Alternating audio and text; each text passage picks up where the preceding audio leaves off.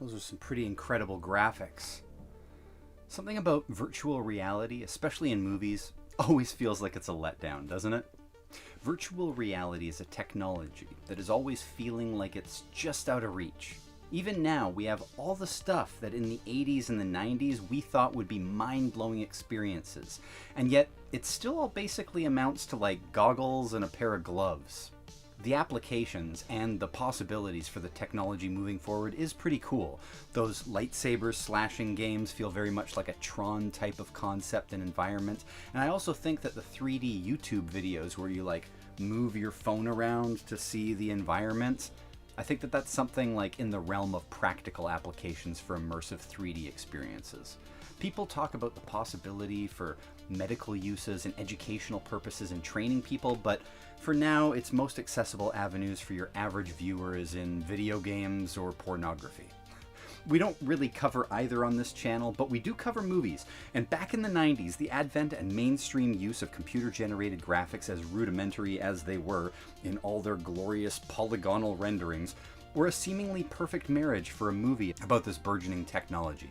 So for about 10 years, we got these mostly cheesy but some really cool cyberpunk movies. Today's episode of Microgenres will tackle all the 90s virtual reality movies. Now, before the 90s, the most explicit virtual reality movie had to be Tron in 1982. The entire idea of entering into a computer as programs able to play in the video games and using actual computer-generated animation was pretty cutting edge. Sadly, I don't think that there was that much that could compete with Tron in that realm until Tron Legacy. And that totally skips the 90s. So with the limits on the special effects technology at the time and the budgets of several of these cheapy B movies, let's just all adjust our expectations a little. Let's talk about what virtual reality looks like.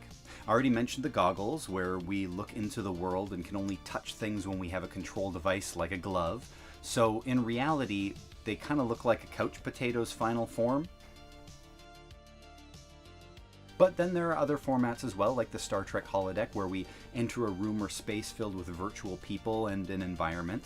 Jason X also utilized this concept. And then there's an even more sci-fi concept where a neural link or spike is the conduit where the brain receives information and circumnavigates the body's natural senses and nerve inputs in favor of this digital stream of new stimuli, making us perceive a totally new reality, that virtual reality. Like in The Matrix. We're not going to talk about The Matrix, and we're getting ahead of ourselves. The other movie that I want to give a nod to is Total Recall. Total Recall comes in 1990, just 2 years before the first entry on this list. And while it doesn't do virtual reality in the sense that we're considering for this video, I do think augmented memories and questioning of whether or not this reality is actually real, they're all themes that we see recur in these movies, and specifically some of the best of the decade at the end, with eXistenZ and The 13th Floor and The Matrix that we're not talking about. It's just something to think about. Oh, hold on one second. Sorry. Yeah. Neo, I've been looking for you. Are you ready to learn the truth about the Matrix? I'm not Neo. Don't hang up. We don't have to talk about the Matrix. We could just talk about stuff. Your favorite bands. Chicks who've broken our hearts. The Matrix. Anyway. By the way, I will be mentioning The Matrix in this list several times, but I'm not going to specifically talk about The Matrix as its own section. That's a movie that has entire channels dedicated to it, and rightly so, but I'm more excited on this channel to introduce new movies to watch, not talk about movies that we've all seen a bajillion times. So just know, that's where this list ends, and for good reason, so let's get into it. The first movie on our list is Lawnmower Man from 1992. It's about a scientist, or a doctor, a programmer? It's actually hard to say, since he doesn't seem to really know what he's doing at any given moment. But he is developing virtual reality systems that he hopes will be massively helpful to humanity, although it's always pretty vague when it comes to how. He's been operating on monkeys, increasing their intelligence, but his partners have interests in developing this technology with military applications in mind. He leaves and starts to experiment on his own on a human subject, the guy who mows his lawn. Job is slower developmentally, and the VR programs in combination with psychotropic drugs to stimulate the brain starts to make him smarter. But pretty soon the experiment is out of control, and Job is able to read people's thoughts and move objects with his mind. Now, considering how much abuse Job has to endure from the local preacher and the local bully, the story turns to revenge as Job's newfound power came with no wisdom on how to use it. The VR environments that we see are typical and perfect to sum up these aesthetics of what these movies have to offer. Those simple reboot and Beast Wars polygons and geometric shapes that at the time were so novel. And Lawnmower Man was seen as cutting edge for that time. The joke in the movie is in the fuzzy nature of how any of this technology works beyond goggles and gloves. But anytime he wants to, our Dr. Angelo just dials up Job's brain scans and fiddles with his brain, somehow. Not to mention that there's almost no thought given to the ethics of doing human trials, not until long after it's too late. There's some Frankenstein parallels here for sure, with Pierce Brosnan playing our lead doctor. Jeff Fahey plays the Lawnmower Man, turning in a great evolution for his character, going from a childlike simpleton to a dangerous, calculating threat. Some of you might remember that this is actually based on a short story by Stephen King, and that's not really true. So yes, Lawnmower Man's story was optioned in a deal attempting to make his Night Shift book. The writers had trouble expanding the concept of the story to feature length, so they took an existing screenplay called Cyber God and tailored it to have a Lawnmower Man in it. There's actually only one scene in both that's the same, where an actual lawnmower kills a guy.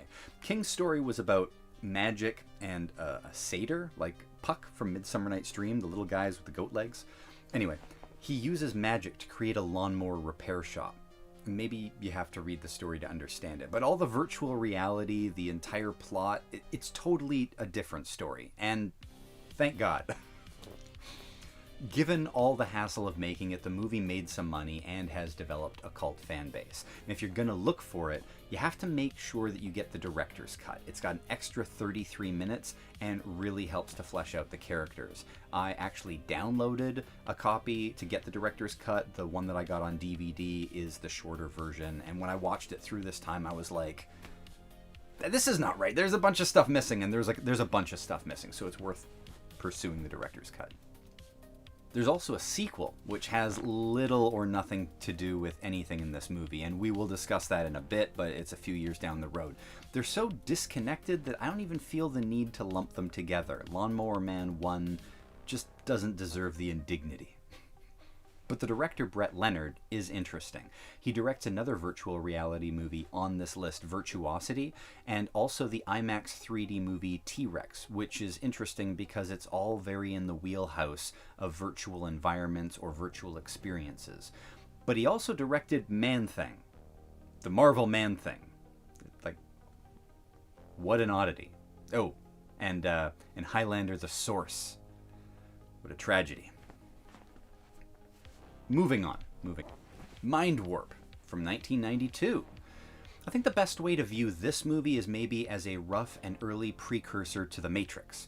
Now, I know that that's a bit of a stretch, and it won't be the last time, but if you take away the slickness of The Matrix, the bullet time, and all the styles and effects, you're left with a story exploring the idea that in the future, what is left of humanity is plugged into machines that keep us asleep and dreaming about a fantasy reality. And when our hero gets unplugged, it's because they want to see reality. See what the real world is now, which is a wasteland, and humans have destroyed everything that was once beautiful on our planet. There are shades of Logan's Run, thematically, that I can see here, as well as a Road Warrior and maybe a touch of the Time Machine, specifically the Morlocks that have become savages living underground. Angus Scrimm, best known as the Tall Man in the Phantasm films, also plays a role, as does Bruce Campbell from the Evil Dead franchise. Being a tacky, low-budget B-movie, it gets billed now as a Bruce Campbell movie to help us genre freaks to connect with us, but Bruce Campbell isn't the main character and doesn't even get half the screen time. Still, for a Bruce Campbell fan, it's got its appeal. I like this movie. It's interesting and ridiculous and takes some twists and turns to keep things fresh. The virtual reality is really trying to create a reality in your mind, so there aren't any fun graphics for me to show. But the next movie will show us something. It'll show us something. Arcade 1993. Now, is it a full moon picture? Yes, it is. Is it an Albert Payan movie? You bet your ass. Is it written by David Goyer, featuring Q from Star Trek The Next Generation, and Megan Ward, and Seth Green? What kind of special magical sugar plum hell will this be? I was so excited seeing the credits flash on screen. I was like Michael Sheen in Twilight. Well, the on-screen antics are suitably underwhelming, but the more interesting bits of the lackluster results are in the production before its release. Arcade originally started life as a slasher in a haunted arcade in 1991, but became a virtual reality production nightmare as Payan struggled with the vision and the budget constraints, leaving partway through and only finally getting its unceremonious release into video stores in 1993. And we'll just do a quote from It Came from the Video Aisle. This is chronicling a whole bunch of the productions from Full Moon Studios. Arcade is one of those, and so we get this. A quote from Albert Payan confirming the long and painful process of Arcade that went through to finally make it to the small screen. Quote, "The budget for Arcade was $750,000, I think. I mixed the budgets for Arcade with Dollman, so I can't really say. I do know that the effects side was a disaster, and I was a bit lost on what to do about that. Charlie really had to come in and finish it. I think my vision was too difficult to achieve, and the script that David Goyer and I came up with was just too irresponsibly complex and ambitious. Charlie's idea was a haunted arcade. It should have stayed that way. I decided on the whole VR idea, much to everyone's regret. It was too ahead of the curve for what was economically feasible. My fault. I like the performances in the film, though, and much of the real-world scenes. A great cast that worked very hard. I think they brought a realism to the scenes. But I really botched it with my inexperience with those type of effects, and I really didn't shoot the live-action material correctly. Charlie had to come in and fix it all. I had a misguided concept of how to do it, but the technology and my skills with it weren't there yet. I left the film in a mess to go make Nemesis. In hindsight, it was terribly bad behavior of me to leave Charlie and Deb with that mess of a cut. There might have already been some conflict between me and Charlie at that point as well, which accelerated my departure. Regardless, I deeply regret how it ended." And that wasn't even the end of it. Disney caught wind that vehicles in the arcade game were pretty similar to light cycles from Tron, and they threatened a lawsuit.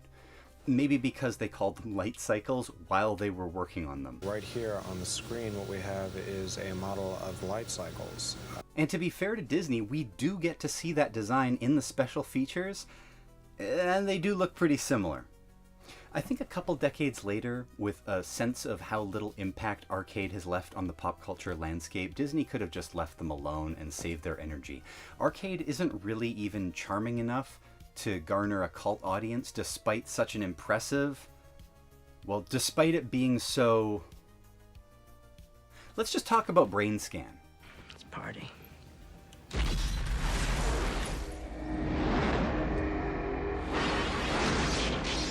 Brain Scan from 1994.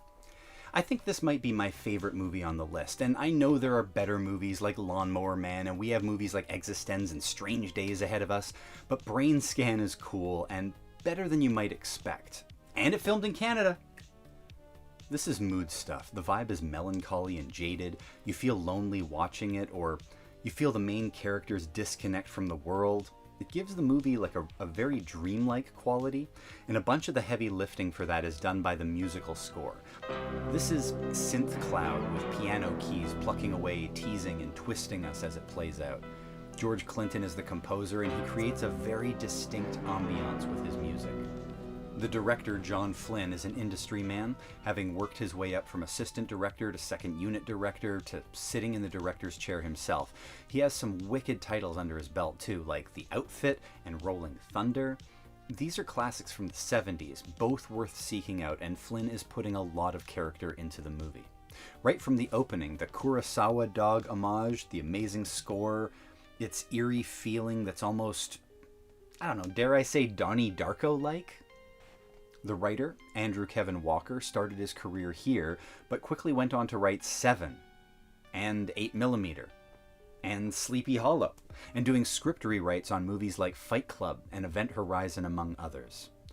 Edward Furlong plays a video game that simulates being a serial killer, and people in the real world start turning up dead the next day.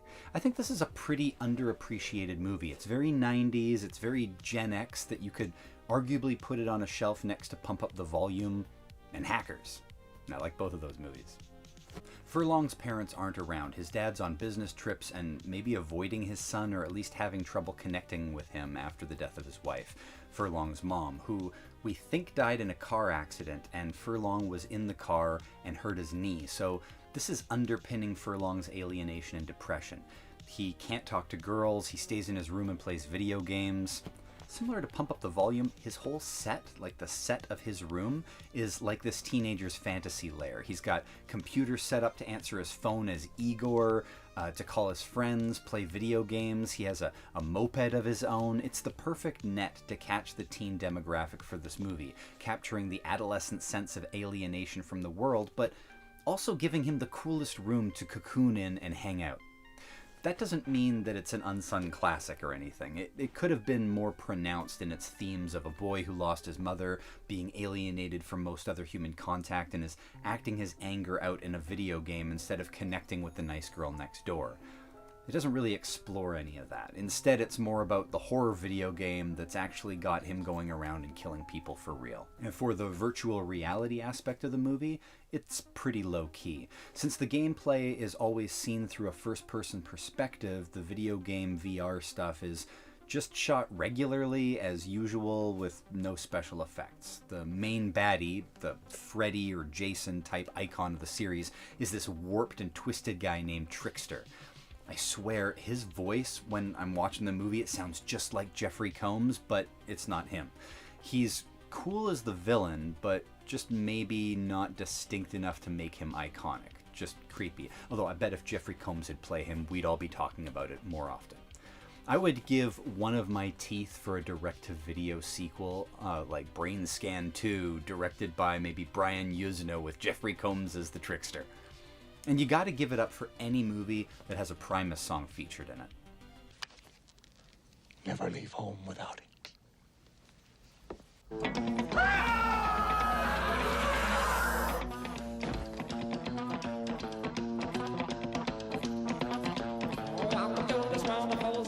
Stop that! Stop it! Okay, Cyber Bandits, 1995. You've never heard of it, and there's good reason why. Sorry, this one's a stinker, but it's lame. The title kind of spells out what kind of quality is in store for you. Cyber Bandits. The cast does feature a few names: Alexandra Paul from Baywatch, Grace Jones, Henry Gibson, and James Hong in a truly bizarre performance.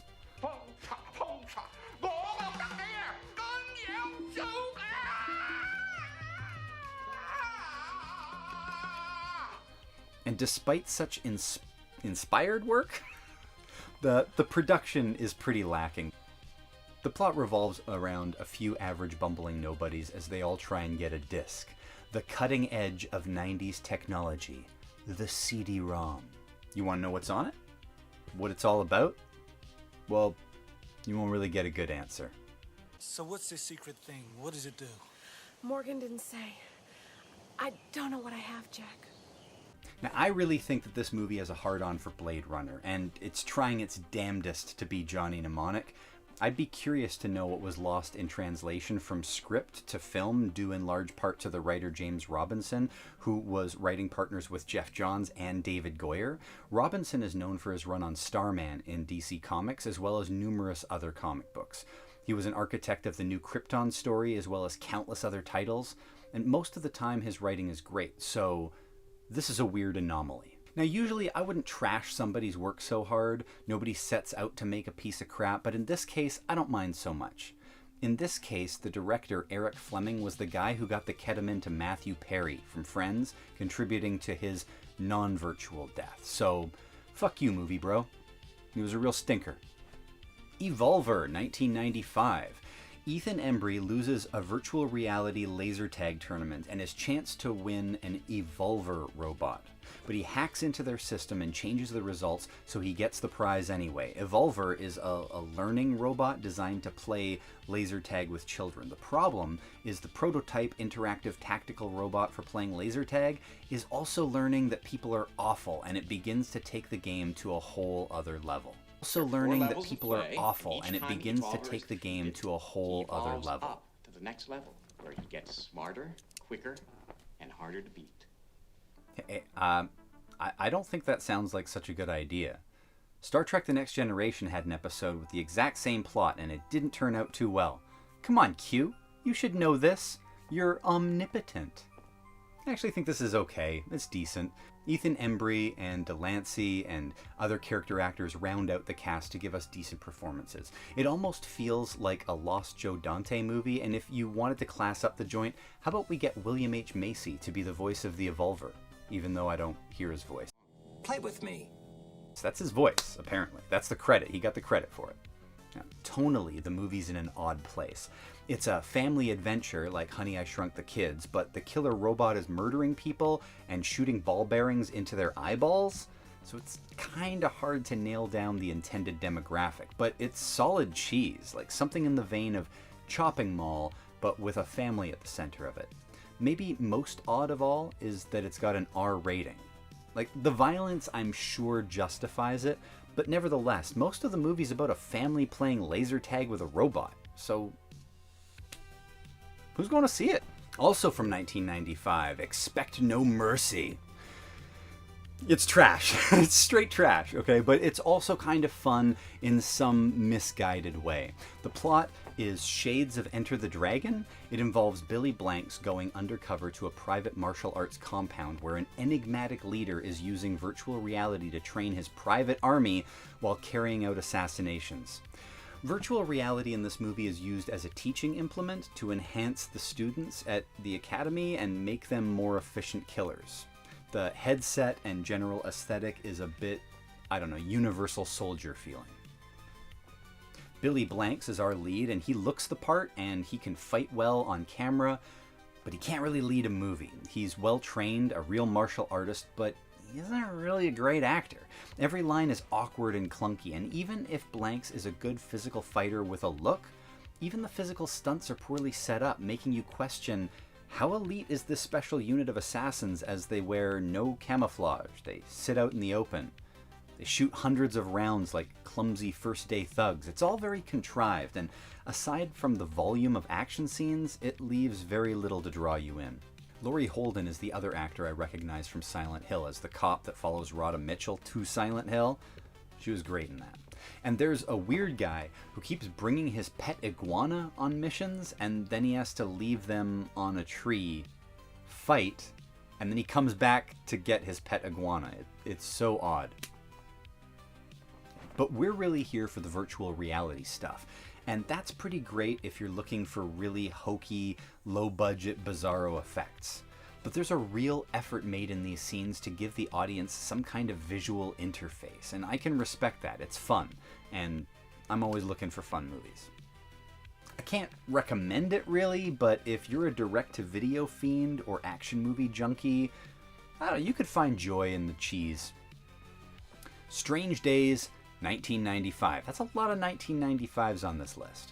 There are a few high watermarks on this list, and I think maybe Strange Days is the most underappreciated, or maybe just deserving of more recognition. The director, the cast, the premise, and execution, like it's all pretty stellar. It's almost got a Philip K. Dick sensibility to it, a near-future neo-noir about a junkie who is strung out on memories. The VR tech we get in this movie is a neural net device that records your experiences that can be played back later. It's called a SQUID, which is an acronym for Superconducted Quantum Interface Device. You put this like squiddy looking thing on your noodle, and it's going to record whatever you see, and then Ralph Fiennes sells those experiences or memories on the black market. So he's mostly peddling smut or adrenaline rush stuff like car chases or bank robberies. But one day a friend of his gives him a disc that has something on it that some very, very bad and dangerous people want back. The setting is a near-future proto-cyberpunk LA in the year 1999. You know, the future. And the world is portrayed as used and dirty and raw. It's not that futuristic, it's very gritty and realistic. The immaculate and ever-talented Angela Bassett plays a limo driver who cares about fines but knows he's a fuck-up. Tom Sizemore plays his friend, who is a private detective. Juliette Lewis is a rising pop star, and Fine's ex-girlfriend, who is with Michael Wincott now, a record executive or club owner. Fiennes is obsessed with Lewis and plays a bummy, sort of sad sack kind of guy who will have his mettle tested by the end of this film. It's got a nice redemption arc to it. The film also plays with the Rodney King beating, which would have occurred just a few years before the production, using it as an example of police brutality and a sort of fulcrum for the plot. And those politics are solid even today.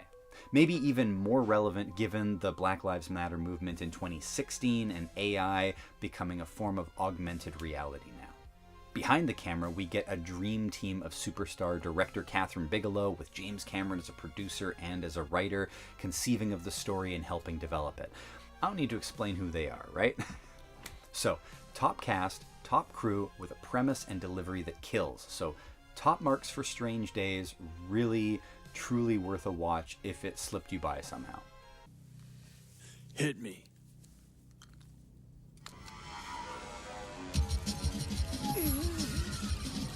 Further adventures of 1995 bring us Johnny Mnemonic. Now, I wouldn't say that Johnny Mnemonic is a Canadian film, but it filmed in Canada. The writer and creator wrote it while living in Vancouver, and Keanu Reeves is the star, also Canadian, so yeah, I guess I am saying that it's a Canadian film. Robert Longo directs his only feature that was preceded by an episode of Tales from the Crypt and a few music videos including Megadeth's Peace Sells. But who's buying? It's based on a short story by the godfather of cyberpunk, William Gibson. This guy, William Gibson, actually was the first to create the idea of cyberspace in his novels. The movie follows Johnny as a courier for digital data that he carries in his brain. His character actually has a part of his brain removed that had his past in it so he could fit the implant inside. And after a deal gone bad, Johnny's got way too much data in his head, and he now needs to get it out. How much? You would not believe how much. I think because cyberpunk doesn't have too many entries in the 80s, and because Gibson's stature in the genre, the promise of another Blade Runner was just too great, and Johnny Mnemonic didn't get close to that grade. And that's due to rewrites and the exploding of the budget for a film that was intended to be a small indie project at $1 or $2 million. But once Keanu got on board, after the success of Speed, the budget blew up to $30 million. Once Keanu was on board, the floodgates opened with casting opportunities, so we get Henry Rollins, Ice-T, Dina Meyer, Dolph Lundgren, and Udo Kier. That's a nice stack of talent. But while some people are perfectly cast and make sense in this world, like Udo Kier or Dina Meyer, somebody like Dolph Lundgren playing a partly cybernetic preacher assassin for hire is super weird and clearly tacked on in a rewrite to create more action scenes and kind of extend the movie. The movie is really more of an action vehicle rather than a neo-noir or tech-noir sci-fi movie, clearly in the vein of, say, Total Recall, where the action, I think, was equal to the sci-fi concepts. And that makes sense in box office terms. Total Recall and Terminator were smart action movies that used the action genre to reach a larger mainstream audience. So, with lofty goals, the movie was released, and then it was a box office bomb. The action and big budget that were intended to draw in a larger audience just, I don't know, I think it kind of watered down the final product, and what was left wasn't good enough to stick. The director wasn't happy with the final result and the studio interference. But that's not the end. In Japan, they released an extended cut, adding 8 minutes of additional footage of actor Takashi Kitano, giving us a little bit more of his storyline. I don't think it changes or adds enough to make this version like a must-find. I think this was mostly done for the region of Japan to shine more light on their actor, but that isn't the end either. In 2022, the film was released again, this time on Blu-ray and in black and white. The director Longo supervised the transfer for the release. I don't really know how to feel about this version. Yeah, it's true that it's cool to see a bleak, noir, art house aesthetic to the movie, but only because of this surface level veneer. Like, I don't know that it's necessary. I'm not sure it makes the film actually any better, and I should also mention that it's a transfer of the American theatrical cut, so you don't get the extra footage from the Japanese version either. The virtual reality is done pretty well, and like I said before, the budget blew up, so these CGI scenes turned out pretty cool, and all of the tech is actually pretty slick. Especially the Yakuza guy with the monofilament coiled in his ceramic prosthetic thumb, and he uses it as like a laser garrote. There's like a lot here that actually works, but sadly a bunch that doesn't. I wouldn't call this a classic film, but it's good 90s fun, and it's perfect for this list. Okay, because we're never leaving the year of 1995, let's do Virtuosity. I think this one's a little underloved as well. Denzel Washington plays an ex-cop now in jail for murder who helps to track down an artificial intelligence in a synthetic body played by Russell Crowe, whose personality is an amalgamation of like 100 serial killers, one of which killed Denzel's wife and kid. Even though that part of the AI's personality is only an algorithm or a digital copy of the real guy, it makes it personal for Denzel. Russell Crowe really hams it up in this movie, and I think that's fun. It's not normally what he plays. Denzel is badass and sensitive, and he's got a robot arm. The world is only that like little nudge enough into the future to give us new technology, but keep the cars and clothes and fashion pretty modern for the 90s. There are so many great aspects of this movie, but I think they get hampered by a few glaring problems. Russell Crowe is a composite of killer personalities. They show the idea being that they're growing a personality by introducing different types and absorbing them to create something new and more complex. Okay, but when Crowe realizes that he has the memories of killing Denzel's wife, I'm wondering how in this near future are they extracting these personalities that include memories? You know what I mean? Like, did they do it to this guy who was a serial killer and they did it after he died, I guess? I would have to assume. Like, why? Who's going, oh, that serial killer died, let's harvest his memories so we can use it in the future? There's a scientist programmer guy in the movie who did it, who helps Russell Crowe escape from his virtual reality confinement and become a physical being. He's the one who cannibalized all the serial killer personalities together. But, like, why would anybody do that? I think the subtext in the movie actually is that he's gay and that he worships and also fears his creation, but it's never explicit and no other motivations would seem to present themselves. The character's a little flamboyant, but it's never actually said, which is for the best because those anti-historical cinematic smears of those in the gay or cross-dressing communities haven't aged well, and this almost saves it from those tired tropes, although it's obvious enough that I'm talking about, so maybe it's not. I'm also curious to know, even if I grant the ability of this technology to grab the personality and memories of a person in this year of the movie, late 90s, early 2000s, do we somehow think they can also dig up the corpses of these other serial killers to get their personalities? I mean, they can't just be theoretical models because they have memories, right? They recognize people's faces, and even if that was something they could do, who authorizes the desecration of all their graves? No, never mind. Sorry.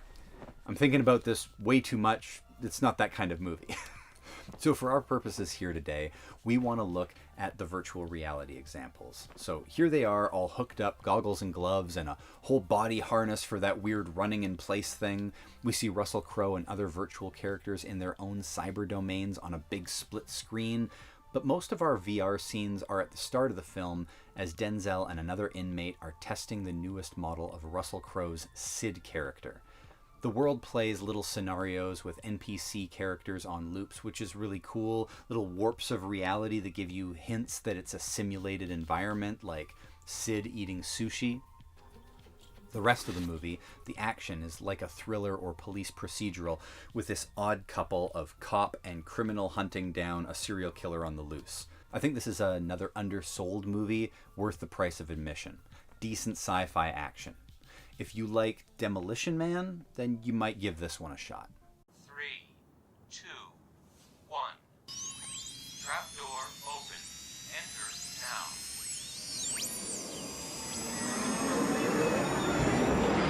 Alright, we got to it finally. 1996. We're out of 1995, and we are punished with Lawnmower Man 2, Job's War.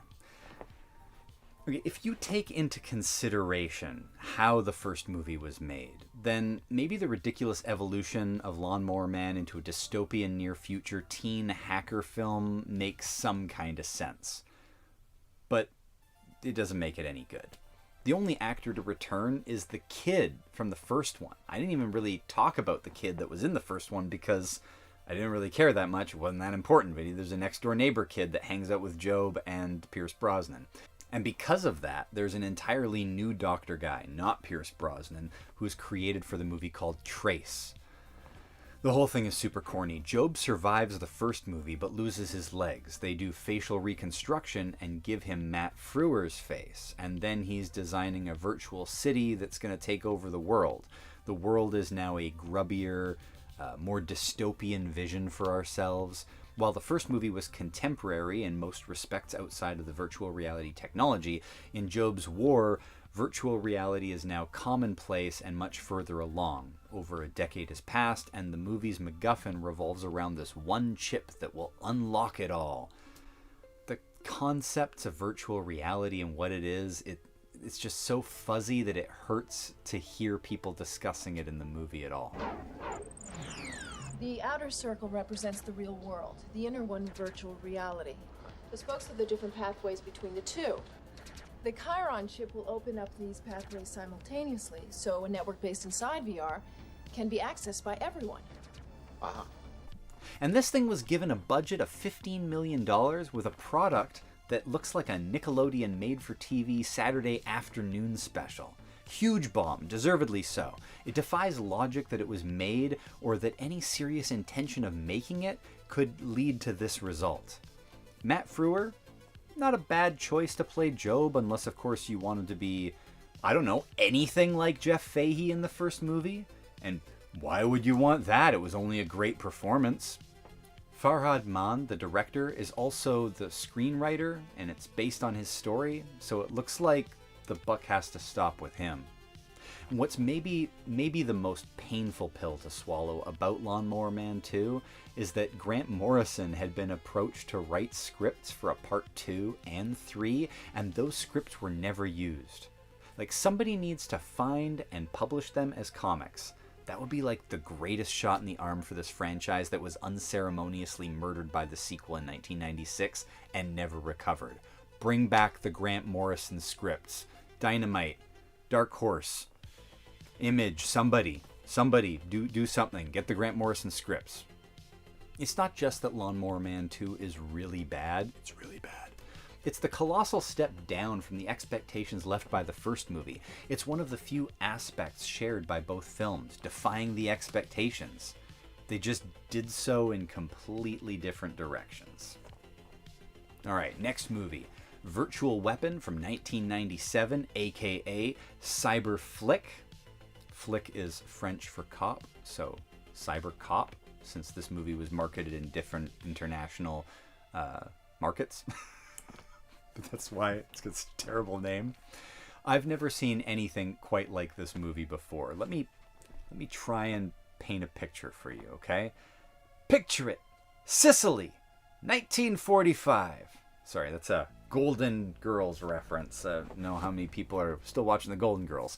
Seriously, though, this seems to be attempting to ride the Lethal Weapon buddy cop formula, but it mismatches its expectations with the final product. So our Riggs and Murtaugh are Italian superstar Terence Hill and Marvelous Marvin Hagler, a middleweight boxing champion. I feel like I have to explain who both of them are, but we don't really have time. You have enough context. Italian superstar known for comedies and a boxer who isn't a great actor. Terence Hill is in his jeans and baseball cap while his partner's a grumpy guy in a sports blazer. When they first meet up at the airport, Murtaugh says, "Yeah, nobody's shooting at me anymore." Because for 7 years, 3 months, and 1 week, no one shot at me. In other words, since the day you left. So within the next 30 seconds, they're shot at. All right, but here's the real kicker, okay? The edginess of Lethal Weapon, the lethal weapon the title referred to, was Riggs, right? He's suicidal, he's on the edge, he could crack at any minute. But in Virtual Weapon, Terrence Hill's an easygoing and friendly computer nerd, so that whole essential dynamic that makes their buddy cop formula of good cop, bad cop is now good cop, nice cop. And it only gets weirder from there. Remember, we're here for virtual reality movies, so yeah, they Tron this guy into a computer game, and then we're stuck. Not with Marvelous Marvin trying to get him out, but instead a 9-year-old hacker kid. Now maybe the best part, and by best I mean the worst part, is the last 20 minutes that Hill spends as the invisible electronic man who can pick stuff up and touch people and can be seen if you just believe hard enough. It's really cringy.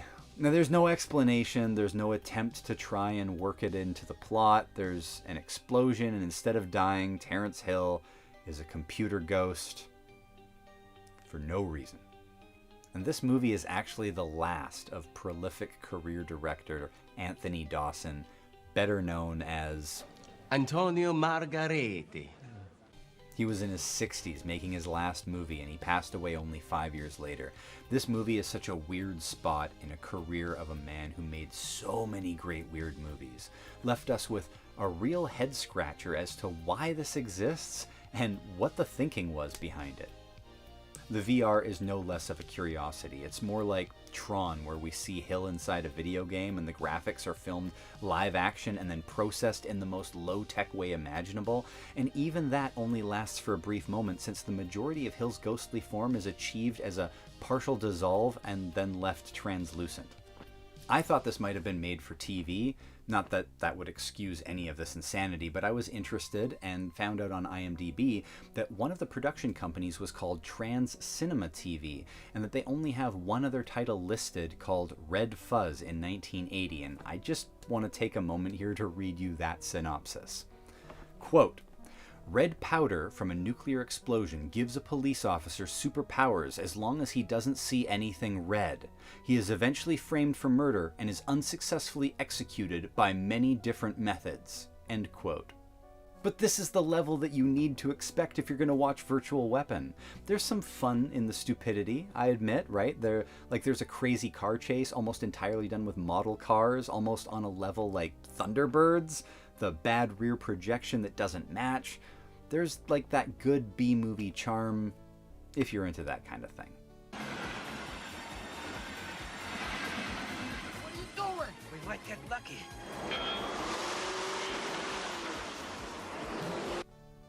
Dark Drive, 1997. There are 3 things this movie is known for. 1, it's nearly impossible to follow the plot. This is confirmed by nearly every review on IMDb that I read. Well, that and The Matrix did it better. 2, the nude scene with Julie Benz, actress from Buffy and Rambo 4, but while most dudes never actually saw the movie, they had seen the clipped nude scene online. And 3, tens of millions of you watching right now also saw a tiny, tiny itsy bitsy clip many times over and over again and not known it. A brief clip from it plays at the end of the intro to South Park seasons 4 and 5.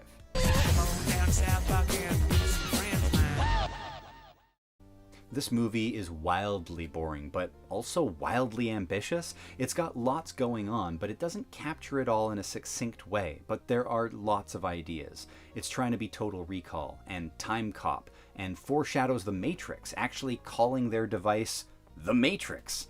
The Matrix, a dimension based on your digital structure.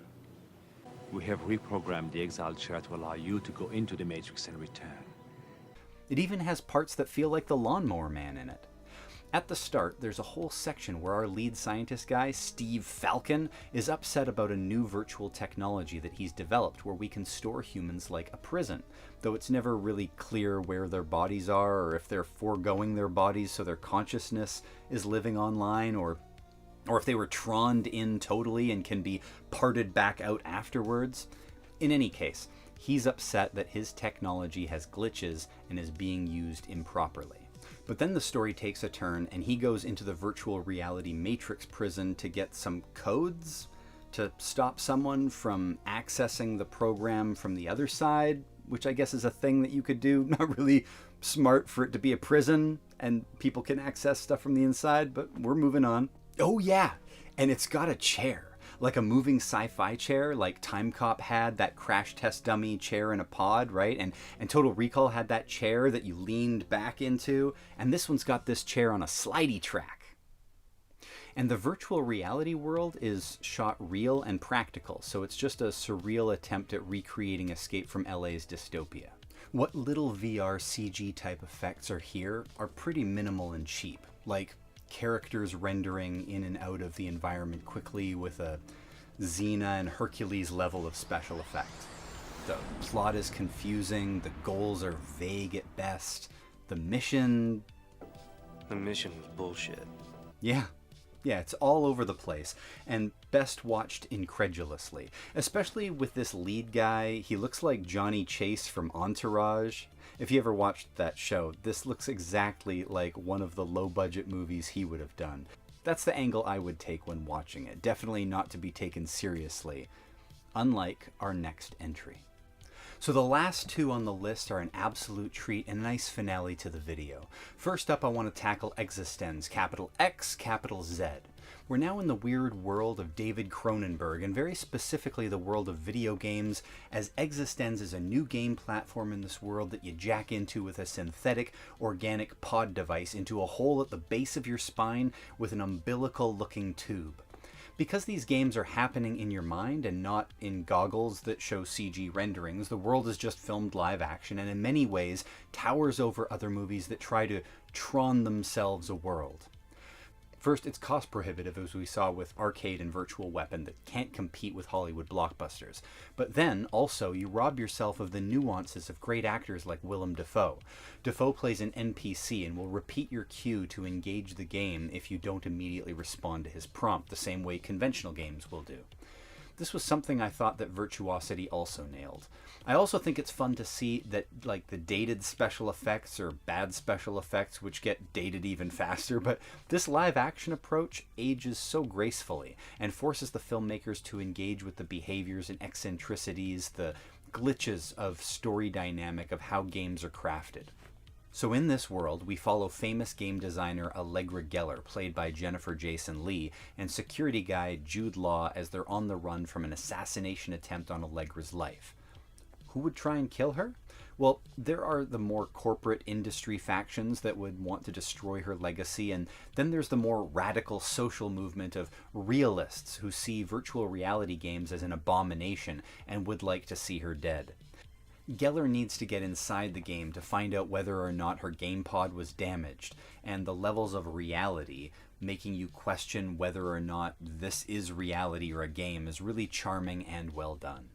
The cast is phenomenal. Jude Law, Jennifer Jason Leigh, Willem Dafoe, Ian Holmes, Sarah Polley, Christopher Eccleston. And the various scenarios are both eerie and intriguing. The environments feel like a video game with only so many options and an uncanny surrealism to the other characters, like a forced mood to immerse into the experience. You know what I mean? Like in the restaurant, the waiter needs specific prompts to bring Law the right meal. And inside that meal, he finds teeth and bone parts, which he then constructs into an organic projectile weapon, like a bone gun that shoots teeth.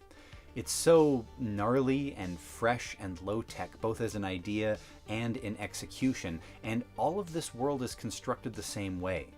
Weird, off-putting techno-organic innovations that we haven't seen since maybe Cronenberg's earlier work Videodrome, which is amazing, but it's also an ugly little movie exploring like a paranoia over VHS technology. There's a part where James Woods has to insert a VHS tape into a slot in his torso that's all organic, like an orifice.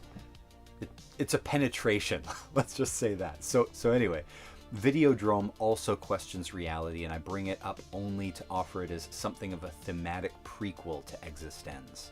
Now, I don't want to talk too much more about the plot of eXistenZ because it has twists and turns that I don't want to rob anybody of in their first watching through the movie, but I do want to underline that this is a high point on this list, and if you haven't seen it, you should find it and watch it. And if you saw it years ago and you might want to give it another watch, it's aged really well. No doubt part of why this movie wasn't more celebrated in the mainstream is that its release followed The Matrix by mere weeks. The Matrix, which we're not going to talk about, was released in March, and eXistenZ was in April. Bullet time and cutting-edge action and CG was making mad cash for its release, and if you were there, you understand. Nobody was talking about any other movie at the time. Okay, but to put it in context, when it came out, The Matrix was #1 at the box office for 2 straight weeks. Then in the 3rd week, it dropped. But by the time eXistenZ came out in its 4th week, The Matrix was back at #1. The cultural phenomenon of The Matrix, well, we're still not talking about it. Next.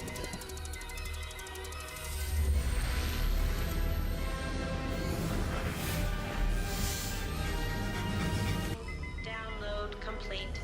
The 13th Floor from 1999. Now, the next in our VR class of 1999 is based on a book from 1964 called Simulacron 3, which kind of gives the game away. But I guess there's very little chance of most people seeing The 13th Floor without seeing a trailer or knowing that it's not a straight-up noir thriller from the jump. I mean, the box and poster let you know that it's sci-fi.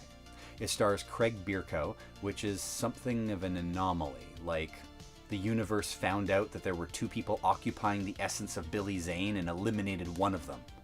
But which one? Because Billy Zane's still around. Right? Yeah, Billy Zane's still around.